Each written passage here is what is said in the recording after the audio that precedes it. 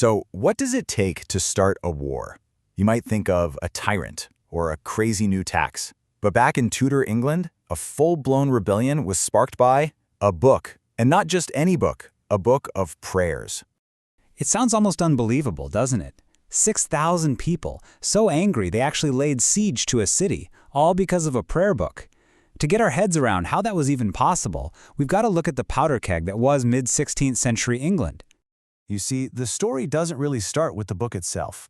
It starts with a kingdom that was already teetering on the very brink of chaos, a situation that had been building for years.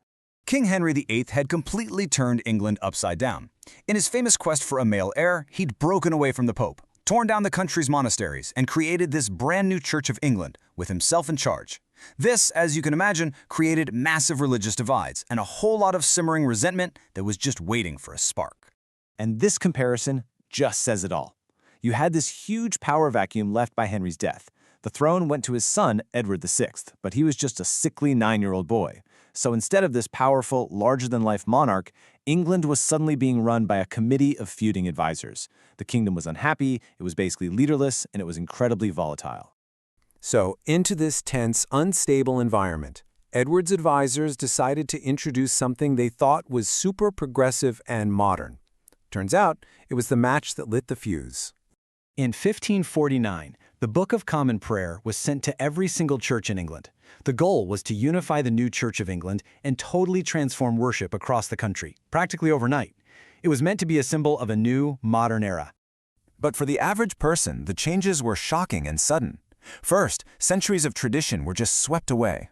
All church services now had to be in English, not the familiar Latin everyone had grown up with. And second, the prayers themselves showed a really clear shift away from Catholic beliefs towards Protestantism. For people who were deeply attached to the old ways, this was an absolute bombshell. Now, while there was unhappiness all over the country, the fallout was felt most intensely in the far southwest corner of England, in the counties of Devon and Cornwall. And in Cornwall, this wasn't just about religion. The crucial thing to understand here is that the primary language people spoke wasn't English, it was Cornish. So forcing services to be held in English wasn't just some religious reform. It was seen as a direct attack on their culture and their very identity. You can really feel their anger in this quote. The prayer book was seen as an uncomfortable and unwanted imposition. It felt like a foreign power was just imposing its will, its language, and its religion on them. And the people of Cornwall decided they were going to fight back. The protest escalated, and it escalated fast. What started as local unrest quickly spread to the neighboring county of Devon, and before you know it, it had exploded into a full-scale military siege. We're talking about an army of rebels, maybe as many as 6,000 strong, that formed from the combined forces of Cornwall and Devon. This wasn't a protest anymore. This was a regional army on the march. And here's the crazy part. They were successful. This rebel army marched on Exeter, which was the biggest and most important city in the region, and they took control of it. For over a month, they held the city, fighting off attempts by the king's forces to take it back. So the crown was facing a really serious problem. A major city was in the hands of rebels, and the king's troops just couldn't break them.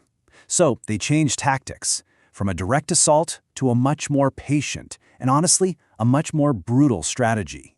The royal army basically realized that fighting their way into a fortified city full of thousands of really motivated rebels was going to be incredibly costly. So instead of trying to break down the walls, they decided to just wait them out. The crown's plan was simple and absolutely ruthless. Step 1, completely surround Exeter. Step 2, cut off all food and all supply lines. And Step 3, wait. The rebellion, which had started with so much conviction, was now going to be defeated not by swords, but by hunger. And after 6 long weeks, the strategy worked. Facing starvation, the rebels were finally forced to surrender. Their leaders were executed, the army dissolved, and just like that, the Prayer Book Rebellion was over. The Prayer Book Rebellion is such a powerful reminder of how deeply language, ritual, and identity are all tied together, and how fiercely people will fight to protect them. It really makes you wonder, doesn't it? What are the cultural touchstones today that, if they were suddenly changed overnight, could spark a similar fire? What is our prayer book?